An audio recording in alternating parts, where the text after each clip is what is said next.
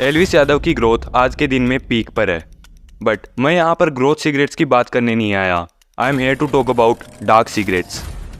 अरे एल्विस भाई, अरे एल्विस भाई, मैं आपका बहुत बड़ा फैन हूँ। एल्विस भाई 28,000 मेरे पूरे डूब गए हैं भैया। मेरे घर में मेरे माँ बाप के पैसे सारे के सारे गैम्बलिंग ऐप पे मैंने लगाए थे और वो सारे के सारे डूब गए हैं। एल्विस भाई मैं एक फोटो खींच लूँ। It's all about humanity.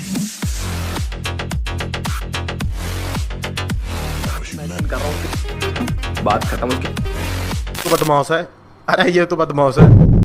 So guys, आज की वीडियो में बात करने वाले हैं एल्विस यादव और उनकी टॉक्सिक आर्मी के बारे में। मतलब उनका हिस्सा मैं भी हूँ, बट बात करते हैं और देखते हैं कैसी कैसी टॉक्सिक कैसे है और उनको टॉक्सिक बनाया कैसे जा रहा है। तुम्हें पता क्या करना है? मैंने आईडी मेंशन कर रहा हूँ उसकी, तो ऐसा कर दो, अकाउंट उड़ा दो उसका। एक काम करो, यहाँ मेंशन कर रहा हूँ, उड़ा दो। यह जो वीडियो तुमने अभी देखा ये काफी साल पुराना है, जिसमें एल्विस भाई अपनी ऑडियंस का गलत इस्तेमाल कर रहे हैं। जब डैंक रिसू ने एल्विस की हिपोक्रेसी को एक्सपोज किया था, तब एल्विस की ऑडियंस ने उसकी वीडियो पर मास रिपोर्ट किया और वीडियो डिलीट हो गई।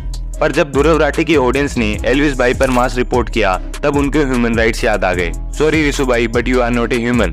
अबे तेरी माँ। यह बात अलग है। डैंक रिसू और उस टिकटॉकर वाले केस के बाद एल्विस भाई ने ऐसी वीडियो नहीं डाली जिसमें वो मास रिपोर्ट करने को बोल रहे हों, पर उनकी ऑडियंस ने यह चीज अपना ली कि अगर भाई को कोई क्रिटिसाइज करेगा या फिर एक्सपोज करेगा तो हम हेट देंगे, जो कि गलत है। तो पहले आप इस लड़की की वीडियो देखिए, फिर मैं आपको बताऊंगा इसके बारे में कुछ और। तो देखिए वीडियो। अरे अंकिता तो पता है, एल्विस यादव कौन? स्क्रिप्टेड था। रुको एक सेकंड। हाँ ये मैं हूँ, बट एल्विस यादव कौन? स्क्रिप्टेड था। इतना सीरियसली लिया आप लोगों ने?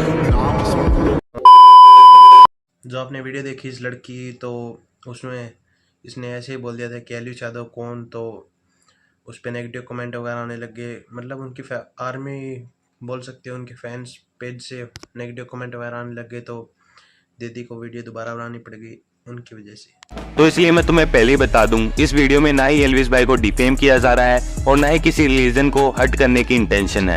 और अगर तुम वीडियो को बिना पूरा देखे गालियां देने लग रहे हो, माँ कसम अनपढ़ लगोगे। सो वीडियो को पूरा देखना ताकि तुम्हें वीडियो का मोटिव समझ में आए। तुम स्टार्टिंग का पार्ट देख के वीडियो को जज ना करो। और क्रिटिसाइज करना अगर व्यूज छापना कहलाता है, तो किसी की फैन पेज या फिर किसी की चाटना भी व्यूज छापना ही कहेंगे। The cult of Elvis Yadav. Elvis का फैन बेस एक कल्ट फैन बेस है और ये चीज उसकी ऑडियंस एक्सेप्ट भी करती है। इतनी स्ट्रॉन्ग फैन बेस के कई कारण हैं, जिनमें से एक कारण है अपने धर्म को सपोर्ट करना। और जो मीटअप में तुम्हें भीड़ दिखाई देती है वो ज्यादातर यही लोग हैं।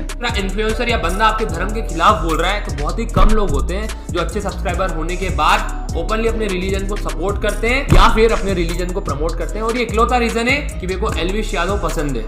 अपने धर्म को सपोर्ट करना एक अच्छी बात है, पर प्रॉब्लम तब आती है जब एल्विस इन मुद्दों पर ट्वीट्स करता है। मैं ये नहीं कह रहा वो ट्वीट सही नहीं है, वो सही है पर उसके ओपिनियन में। लेकिन ऑडियंस एल्विस के ओपिनियन को अपना ओपिनियन बना लेती है, बिना ये सोचे कि वो भी एक इंसान है जिससे गलती हो सकती है। तो ऑडियंस को खुद का ओपिनियन रखना चाहिए, ना कि एल्विस का। अपने धर्म का स्टैंड लो, पर अपने ओपिनियन के साथ। उस पर एलिगेशंस लगते हैं कि वो हिंदू मुस्लिम करता है, पर अभी तक उसने कभी धर्मों को अलग नहीं किया है। शिकायत रहती है, एल्विस भाई आप हिंदू मुस्लिम करते हो, हिंदू मुस्लिम करते हो। मैं कहा भाई मैं हिंदू मुस्लिम नहीं करता, जो मेरी टीम है मेरी मुस्लिम करता, थंबनेल मेरे मुस्लिम बनाता है, मुस्लिम करते हैं। मैं कहा भाई मैं गलत को गलत कह रहा हूँ, चाहे वो हिंदू हो चाहे मुसलमान हो। खूब उल्टा सीधा बोला, ध्रुव राठी है, ये मुसलमान थोड़ी है। एक कल्ट फैन बेस होने से अंधा सपोर्ट मिलता है, पर इसके नेगेटिव्स को नकारा नहीं जा सकता। तुमने इंस्टाग्राम रील्स या फिर शॉर्ट्स पर एल्विस के वॉयलेंस वाले क्लिप्स जरूर देखे हों। हमारी गल बकचोदी 100 बार सोच ले करो, ये सब बेशक धमकी में ले लियो। ये एक दूसरा कारण है इस कल्ट फॉर्मेशन का। वायरल क्लिप्स पर गैंगस्टर सॉन्ग्स लगाकर अपलोड किए जाते हैं, जिससे ये कल्ट और स्ट्रॉन्ग होता है और बढ़ता जाता है। Because people love power. इससे रिलेटेड इस वीडियो के ट्रेलर में एक कमेंट भी आता है, जिसमें भाई कह रहे हैं कि आपने जो क्लिप यूज किया है उसमें एल्विस भाई लड़ाई नहीं कर रहे थे, वह पूरा ब्लॉग देखो वो मजाक कर रहे थे। और भाई की बात सच भी है, पर यह वीडियो मैंने कट आउट नहीं किया, यह मैंने शॉर्ट से लिया। So here is the point. कुछ फैंस होते हैं जो एल्विस की क्लिप को कट आउट करके शॉर्ट्स में डाल देते हैं, जिसमें से कुछ रियल होती हैं जहां पर लड़ाई नहीं हो रही होती, पर लड़ाई की बातें जरूर होती हैं। बट ज्यादातर अमाउंट उन क्लिप्स का है जिनमें लड़ाई नहीं हो रही है, और उन क्लिप्स को ऐसे रिप्रेजेंट किया जाता है that they are about to fight. उन क्लिप के वीडियो का रेफरेंस ऑडियंस को पता ही नहीं होता और ऑडियंस को लगता है ये वॉयलेंस क्लिप है और वो ऑडियंस को पसंद भी आती है। तुम ही सोचो, तुमने से कई लोगों ने एल्विस को किस तरह से डिस्कवर किया है। तुम्हारे इंस्टाग्राम में एक रील आती है जिसमें वो किसी को धमका रहा है या फिर मारने की बात कर रहा है, देन बैकग्राउंड में गाना बजता है एंड लोगों को वो वीडियोस पसंद आ रही है क्योंकि कुछ लोग एल्विस को उसकी पावर की वजह से पसंद करते हैं। इसलिए एल्विस की कुछ थंबनेल्स में इसके रिमार्क्स होते हैं जबकि उनमें लड़ाई है ही नहीं और होनी भी नहीं चाहिए क्योंकि वॉयलेंस को प्रमोट करना बिल्कुल गलत है। और जब बात उसके दोस्तों की आती है, मैंने उनके चैनल चेकआउट किए, they are openly promoting violence. इसी बार तेरी अकड़ की टोन की आवाज आ गई ना, चांटा लग गया बहुत तेज। क्या बात है? हमारी सबकी लाइफ में लड़ाइयाँ होती हैं, फाइट्स होती हैं, बट अगर आप उनको यूट्यूब पर डालकर प्रमोट कर रहे हो, लोगों को इन्फ्लुएंस कर रहे हो, that's not going to be a right thing. लेकिन एल्विस के कुछ फैंस ऐसी क्लिप्स को कट आउट करके अपलोड करते हैं जिससे उन लोगों का फायदा होता है। वो एल्विस का नाम यूज कर पैसा तो कमा रहे हैं, कल्ट स्ट्रॉन्ग कर रहे हैं, बट उनके नेगेटिव पार्ट को भूल रहे हैं, इन्फ्लुएंस। अब जो स्टोरी मैं तुम्हें बताने जा रहा हूँ ये एक रियल स्टोरी है because he was my family member. तो कहानी कुछ ऐसी है, एक 12 साल का लड़का जो एल्विस के इंसोर्ट्स को कंज्यूम करता है जिसमें वॉयलेंस होता है, वो इतना इन्फ्लुएंस हो जाता है वह अपने सरनेम को हर जगह डालकर पावर एंड मनी रिप्रेजेंट करने लगता है। छोटी छोटी बातों पर अपने एज के लोगों से लड़ाई करना आम बात हो जाती है। इसी वॉयलेंस से इंस्पायर होकर वो अपनी फोटोज गन्स के साथ अपलोड करता है एंड उस पर यादव ब्रांड 2 जैसे गैंगस्टर सॉन्ग्स डालता है। एंड रिमेम्बर, उस लड़के की एज 12 साल है। इसकी कोई गारंटी नहीं जब वह बड़ा होगा तो उससे क्या गुनाह होगा। वो इसी मेंटेलिटी में फंस कर रह जाएगा, ना उसका कोई फ्यूचर होगा ना पास्ट, सिर्फ वॉयलेंस। तो ऐसी शॉर्ट्स क्लिप्स कट आउट करके डालने वाला ये फैन बेस एक गलत मैसेज पहुंचाता है जिससे बहुत बड़ा इम्पैक्ट होता है। और एल्विस यादव ने अपनी एक इमेज बना ली है जिसमें वो बदमाश दिखते हैं। इसकी शुरुआत बहुत पहले हुई थी जब वो अपने स्केच वीडियोस में इसे रोल किया करते थे और अब उनके व्लॉग्स की थंबनेल में इन चीजों को रिप्रेजेंट किया जाता है। तो लोगों को यह चीज काफी पसंद आती है, बट इनकी गलत रिप्रेजेंटेशन से काफी लोग इंस्पायर होते हैं। आजकल छोटे छोटे बच्चे या फिर 18-19 साल के बच्चे जो ये सोचते हैं कि भाई हम बदमाशी में घुस जाएंगे और हमारा तो टोरा हो जाएगा, उनके ऊपर मैंने वेब सीरीज बनाई थी जिसके अंदर ये था कि अपने बदमाश क्यों नहीं बन जाते, बट उसमें उनकी लाइफ काफी पीक पे जाती है, पैसे भी कमाते हैं, सारी चीजें, बट एंड में मर जाते हैं। तो मैं यूथ को यही बोलूँगा, एक तो बदमाशी की लाइन में ना जाओ और मेहनत करके पैसे कमाओ। मतलब मिसयूज ऑफ पावर, कोई बंदा क्राइम करता है एंड उस पर केस हो जाता है, बट अगर उसका बैकग्राउंड पॉलिटिकल या फिर पावरफुल होता है तो वह केस दब जाते हैं। दुनिया में ऐसे केसेस की कमी नहीं है जहाँ पर पॉलिटिकल पावरफुल बैकग्राउंड होते हैं और क्रिमिनल बच जाता है। पास गया नुकारा, क्या आई हो? सौरभ भास्कर का वो खोल रखा आर्टिकल। मैंने कहा ये तो कंप्लेंट है, कह रहा FIR है। मैंने की कंप्लेंट है, कह रहा हमें ना पता कंप्लेंट है, FIR में क्या? मैं कहा इतनी कंप्लेंट पड़ी है, फिर बाहर मैं कहा कंप्लेंट है ये कुछ ना दब जावे। एल्विस भाई को वहाँ पर ये बात करनी थी यह केस फेक है या फिर झूठा है, लेकिन इस पावर के फ्लेक्स में एक गलत इम्पैक्ट आता है क्योंकि जितनी बड़ी तुम्हारी ऑडियंस होती है उतनी बड़ी जिम्मेदारी।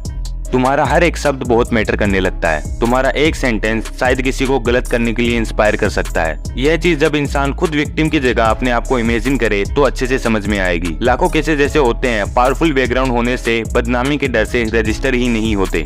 तो ऐसे कॉन्स्टिट्यूशन का मजाक उड़ाना बिल्कुल भी सही नहीं है। और अगर तुम एल्विस भाई को इस चीज में सपोर्ट करते हो तो मनी। एल्विस यादव के पास पोर्श, फॉर्च्यूनर जैसी बड़ी बड़ी गाड़ियां हैं, but the question is Elvis के पास इतने सारे पैसे कहाँ से आए? तुम खुद सुन लो। मतलब जो गाड़ी हम ले रहे हैं कि वो नुकारा भाई कहाँ से आ रहा पैसा? अपना बहुत सारे लोगों का डाउट भी होगा कि मेरा इनकम सोर्स क्या है भाई। जैसे फॉर एग्जांपल करोड़ प्लस की गाड़ी है तो वो पूरा तो मैं तुम्हें कैसे बता पाऊंगा कि भाई इतना यहाँ से आ रहा, बट जो कुछ तो यूट्यूब मनी भी है और कुछ भाई जो कुछ पोर्शन है वो बता दो कहाँ से आ रहा है। भाई कुछ पोर्शन है वो तुम्हें पता, मैं हर बार बताता भी हूँ। अपना थोड़ा बहुत कम पा रहे हम बैट बाई बुक। जिसको नहीं पता बैट क्या है वो कटारिया समझाया, क्योंकि कटारिया भी खेल। हाँ, एल्विस भाई सही कह रहे हैं। उन्होंने ये पैसे इस ऐप से कमाए हैं, बट इस ऐप से खेलकर नहीं, इसका स्पॉन्सर करके। यह एल्विस यादव की खासियत है कि वो अपने स्पॉन्सर को कभी डिस्क्लोज नहीं करते। और वह जो ऐप प्रमोट कर रहे हैं वो इंडिया में बैन है, जो कि एक इलीगल काम है। गैम्बलिंग स्पॉन्सर नॉर्मल स्पॉन्सर से ज्यादा पे करते हैं और जब इनको डिस्क्लोज ना किया जाए तो चार्ज और ज्यादा बढ़ जाता है। अब कुछ लोग कहेंगे कि एल्विस यादव NGO में काफी लोगों की मदद करते हैं। हाँ, बट अगर तुम खुद ही उन्हें नरक की राह में झोंक रहे हो, तुम्हारे अच्छे कामों का क्या फायदा? एल्विस चाहे तो नॉर्मल स्पॉन्सर करके अच्छा खासा अमाउंट अर्न कर सकता है, बट उनके फैंस उनके लिए फैंस नहीं रहे, भीड़ बन चुके हैं जिनको एक्सप्लॉइट करने में वो जरा भी नहीं कतराते और उनको इस बात का रिग्रेट भी नहीं है। सट्टा इधर नेगेटिविटी फैलाता है कुछ ऐसा? नहीं भाई, अरे क्या हो पैसे आ रहे घर में, कहाँ की नेगेटिविटी भाई? एल्विस की काफी बड़ी ऑडियंस है, उनको छोटे से लेके बड़े सारी ऑडियंस देखती है एंड काफी ज्यादा इन्फ्लुएंस्ड भी है और गैम्बलिंग के कारण बढ़ते सुसाइड केसेस की भी कमी नहीं है। गैम्बलिंग एप्स को प्रमोट करना आज के दिन में कोई बड़ी बात नहीं है, काफी सारे इन्फ्लुएंसर्स ऐसा कर रहे हैं, इवन जिनका फैन बेस एल्विस से भी बड़ा है। तो इसमें सिर्फ एल्विस को दोषी ठहराना सही नहीं होगा। यहाँ पर गलती क्रिएटर और ऑडियंस दोनों की आती है। पहली गलती क्रिएटर की, जो वो ऐसे एप्स को प्रमोट कर रहा है जो कि एक इलीगल क्राइटेरिया के अंडर आते हैं, और दूसरी गलती ऑडियंस की कि वो ऐसा करने पर उसको सपोर्ट कर रहे हैं। तुम्हें क्या लगता है कमेंट सेक्शन किस लिए है? लोगों को गालियां देने के लिए, सिस्टम लिखने के लिए, या फिर झगड़ा करने के लिए? नहीं, अगर कमेंट सेक्शन का सही इस्तेमाल तब होगा जब उसमें ऑडियंस अपने ओपिनियंस रखेगी कि वीडियो में क्या गलत था क्या सही। एल्विस यादव की जगह खुद को इमेजिन करके देखो, अगर तुम्हारी ऑडियंस तुम्हें गैम्बलिंग ऐप प्रमोट करने से मना कर रही है तो क्या तुम करोगे? Of course no. और अगर तुम क्वेश्चन ही नहीं करोगे और जैसा चल रहा है वैसा चलने दोगे तो तुम अंधभक्त हो, और अंधभक्त का जीवन अंधेरे में ही होता है। जब तक एल्विस की ऑडियंस को इस चीज से प्रॉब्लम नहीं होगी तब तक एल्विस को इससे प्रमोट करने में कोई प्रॉब्लम नहीं है। एंड काफी क्रिएटर्स लोगों के ओपिनियन रखने पर भी नहीं मानेंगे क्योंकि इंडियन स्पॉन्सर्स काफी कम पे करते हैं। तो यहाँ पर तुम्हें तुम्हारी खुद के परसेप्शंस बनाने होंगे, किसी का अंधभक्त बनकर नहीं, हर चीज को ओपन माइंडेड सोचना होगा। और अगर तुम्हें एल्विस के गैम्बलिंग ऐप प्रमोट करने से कोई दिक्कत नहीं है और अगर तुम इस चीज में उसको सपोर्ट कर रहे हो तो फिर अक्षय कुमार को विमल प्रमोट करने पर गालियां क्यों दी? और उस टाइम पर मैंने इन ब्रांड को एक्सपोज करते हुए एक वीडियो भी बनाई थी एंड काफी लोग कहते हैं कि ड्रीम 11 लीगल है। हाँ, गवर्नमेंट की तरफ से वो लीगल है, बट वो भी फैंटेसी के नाम पर सट्टा ही बेच रहे हैं। तो एज ए क्रिएटर एल्विस का फर्ज बनता है वो ऐसे एप्स को प्रमोट करके अपने फैंस के साथ धोखा ना करे, और ऑडियंस का फर्ज बनता है ऐसा हो तो इस पर अपने ओपिनियंस रखे, ना कि ओपिनियंस रखने वाले को गालियां दे। इंटेलिजेंट ऑडियंस ऐसे स्पॉन्सर से डील कर सकती है, बट अगर सभी के पास दिमाग होता तो इंडिया में स्कैम नहीं होते।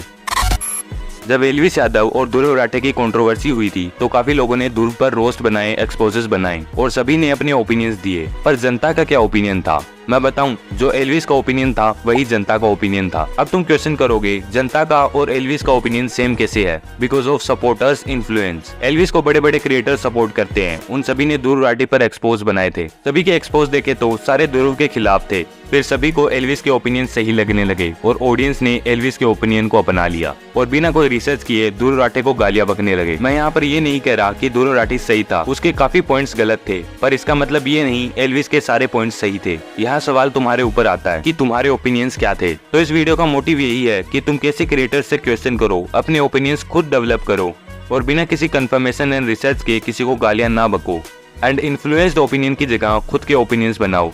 कंक्लूजन, मैं एल्विस को ना ही हेट करता हूँ और करना भी नहीं चाहिए, ना मैं उसका फैन हूँ ना ही hater. I am fan of his personality, क्योंकि शायद एट द प्रेजेंट एल्विस नहीं उसकी ऑडियंस ज्यादा टॉक्सिक है, जिनके कमेंट कुछ ऐसे होते हैं। ऑडियंस चाहे किसी की भी हो, उन्हें टॉक्सिसिटी नहीं फैलानी चाहिए, और ना ही ध्रुव राठे की ऑडियंस को एल्विस की वीडियो पर मास रिपोर्ट करना चाहिए था, और ना ही एल्विस की ऑडियंस को करना चाहिए।